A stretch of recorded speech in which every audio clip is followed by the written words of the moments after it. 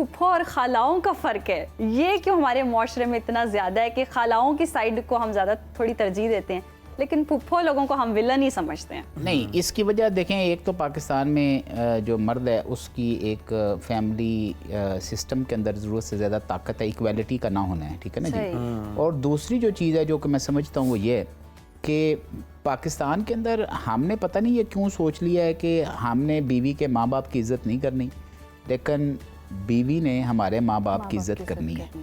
ہم نے بیوی کے بھائی کو اور بہن کو برا کہنا ہے، لیکن بیوی نے ہمارے بھائی اور بہن کی عظمت جو ہے وہ بیان کرنی ہے. دیکھیں یہ ان نیچرل ہے، یہ ہو نہیں سکتا. جو بیج آپ بوئے نہیں وہ درخت یا وہ فصل آپ کاٹ نہیں سکتے.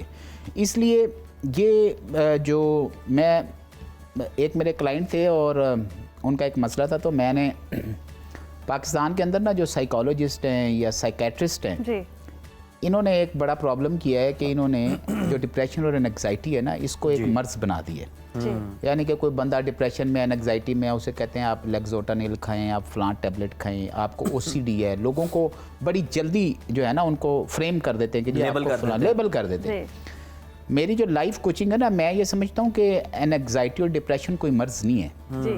یہ تو مجھے ابھی ہو سکتا ہے، اگر میری زندگی میں کوئی ایسا مسئلہ آتا ہے جس کا حل میرے پاس نہیں ہے تو وہ جو میں جب سٹک ہوں گا تو میں کہوں گا جی مجھے ڈپریشن ہے. تو اس ڈپریشن کا حل ڈھونڈنا چاہیے یا اس ڈپریشن کا حل کیے بغیر کسی میڈیسن سے اسے سلانا چاہیے.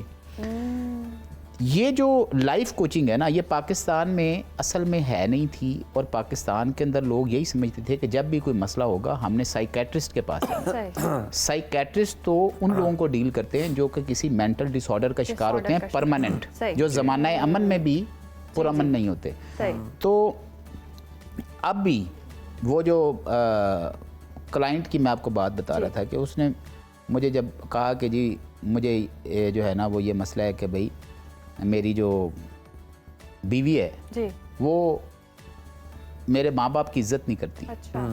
میں نے اسے کہا یار تم مجھے ایک بات بتاؤ، تم کبھی اپنی بیوی کے ماں باپ کے پاس بھی گئے ہو پھول لے کے کہ آپ کا بہت شکریہ، آپ نے اتنی اچھی بیٹی مجھے دی ہے؟ دیکھو نا، تو جب تم آپ اپنی بیوی کی عزت نہیں کرنا چاہتے نہ کریں.